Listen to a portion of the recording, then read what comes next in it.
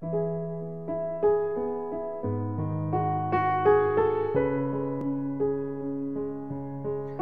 doy la bienvenida a esta unidad, Solidaridad y Justicia.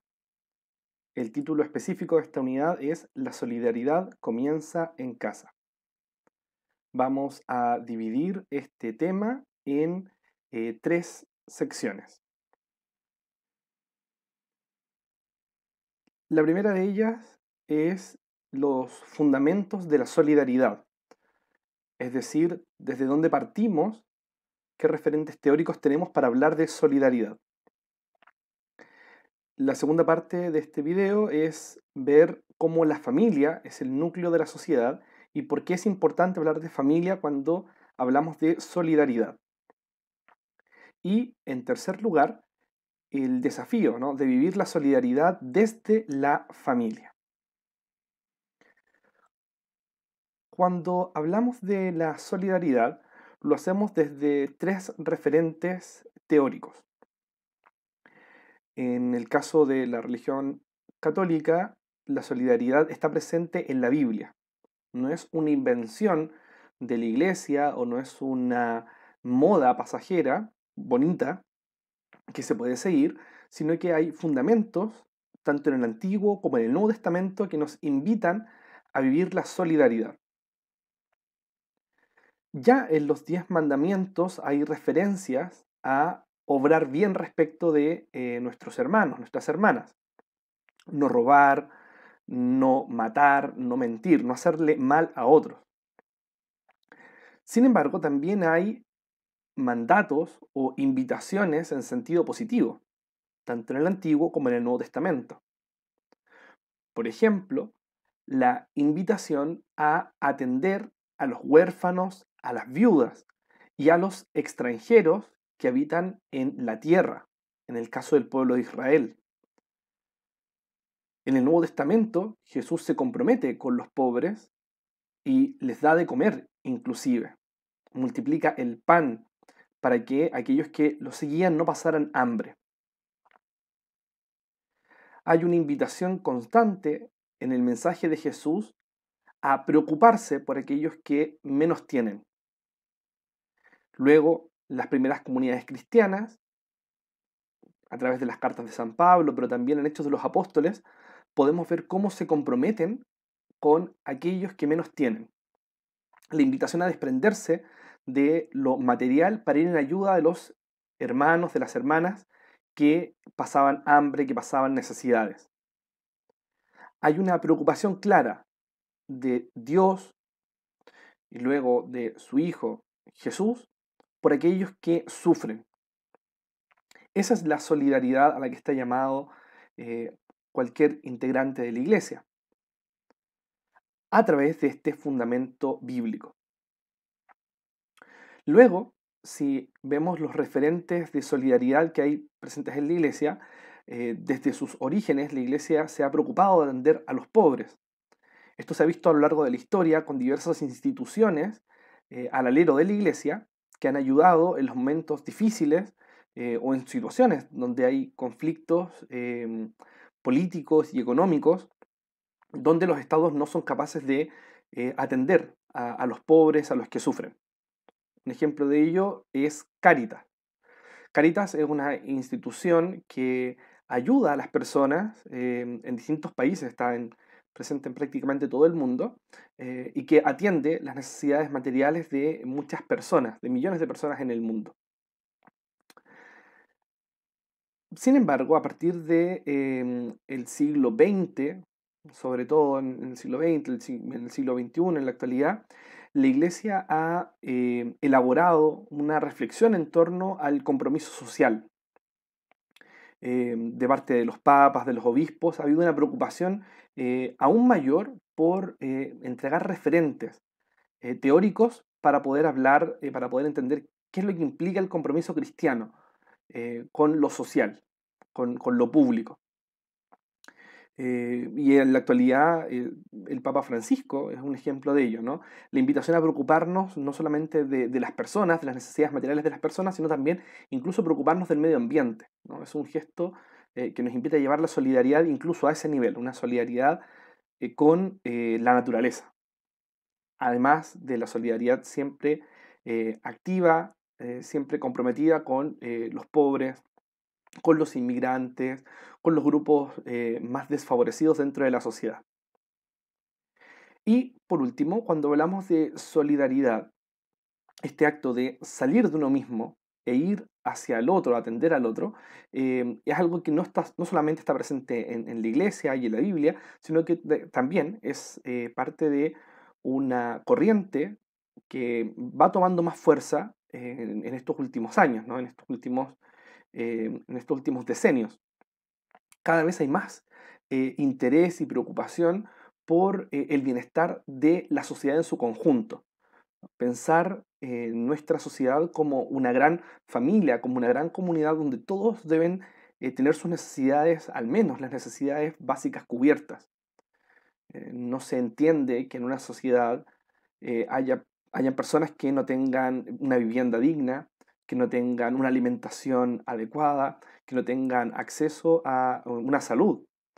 Eh, y tantas otras necesidades que van surgiendo o que nos vamos haciendo conscientes que están presentes en los hermanos, las hermanas que sufren y que tenemos que comprometernos como sociedad a ir en ayuda de ellos.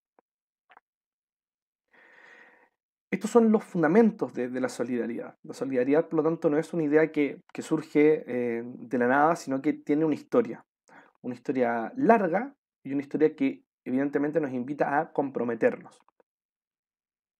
Pasemos al punto 2. ¿Por qué hablar de familia cuando hablamos de solidaridad? En primer lugar, la familia es un buen ejemplo de lo que es una comunidad basada en el amor. Los padres crían a los hijos, cuidan a los hijos, no por una responsabilidad legal, no por una responsabilidad social, ¿no? Que se lo asignan otras personas, sino que estos hijos que vienen al mundo por el amor de los padres transmiten ese amor a los hijos. Por lo tanto, las relaciones que se producen al interior de la familia no están basadas en temas políticos o en temas legales o jurídicos, como podría ser, por ejemplo, establecer una empresa, sino que están basadas en una relación de amor, donde los padres cuidan a los hijos, les transmiten este amor y los hijos también devuelven este amor a los padres, cuidándolos cuando ellos ya estén mayores y no puedan ser autovalentes. Y así en este espiral donde la familia se va expandiendo en el tiempo. Precisamente porque la familia es una comunidad de amor donde se produce una transmisión de conocimientos, una transmisión de la cultura, ¿no? Además de todo el componente afectivo, el cariño, la ternura, podemos decir que también la familia cumple una labor social. Los hijos que nacen al interior de la familia son educados en un primer momento por la familia y es a ella a la que le corresponde el papel de la educación de los hijos, no al Estado o no a las escuelas. El Estado, las escuelas, las demás instituciones tienen que ayudar a la función educativa de la familia, pero es la familia la primera responsable. No solamente transmiten conocimientos teóricos, sino que también transmiten valores y transmiten la cultura, una forma de ser dentro de la sociedad. Por eso la familia tiene una labor social y hay que, por lo tanto, cuidar esto que transmite la familia. La familia también se preocupa por aquellos integrantes que están pasando por momentos más difíciles. La familia cuida a los familiares que están enfermos, los acompañan en los momentos de dolor, los acompañan incluso cuando se aproxima la muerte, ¿no? Por enfermedad o por la vejez. Son labores que la sociedad hoy día no puede cubrir como estructura social o política, pero que sí la familia lo hace naturalmente. Por lo tanto, la familia es el mejor lugar donde una persona puede estar. La familia es un mejor lugar que una empresa, un mejor lugar que un colegio, porque la relación que se establece idealmente al interior de esta pequeña sociedad, este pequeño núcleo de la sociedad, está basada en el amor gratuito y no en los intereses eh, económicos u otros intereses diferentes, ¿no?, al amor que se produce al interior de la familia. Precisamente por eso es que hay que poner atención a las amenazas que puede tener la familia en la actualidad. Por ejemplo, cuando los padres no pueden dedicar tiempo a la educación de los hijos porque las jornadas de trabajo son demasiado extensas. Entonces, la mamá, el papá salen muy temprano en la mañana a trabajar, vuelven muy tarde y no pueden em, dedicarse un tiempo prudente a la crianza de los hijos. Esto debilita la familia, debilita el núcleo familiar. Otras amenazas a la familia se producen cuando el Estado o los gobiernos quieren intervenir en cuestiones que son esencialmente familiares, mediante leyes o mediante normas que, por ejemplo, prohíben, en algunos países ocurre, prohíben que las familias tengan la cantidad de hijos que ellos deseen y puedan tener. Bien, hay control respecto de cuántos hijos pueden tener una familia. Este tipo de leyes o de estructuras políticas, sociales, amenazan el rol de la familia. O, por ejemplo, pretender que el Estado defina qué es lo que deben enseñarle los padres a los hijos, sobre todo en las etapas de la primera infancia. Es la familia la que tiene que elegir qué es lo mejor para sus hijos y transmitirle esos valores. Por lo tanto, el Estado solamente tiene que estar presente cuando la familia no sea capaz de cumplir esa función. Por ejemplo, porque ambos padres han muerto, o porque la familia se ha desintegrado y nadie se puede hacer cargo de los hijos. Recién ahí, entonces, el Estado eh, cumple una labor de ingresar al núcleo familiar e intervenir.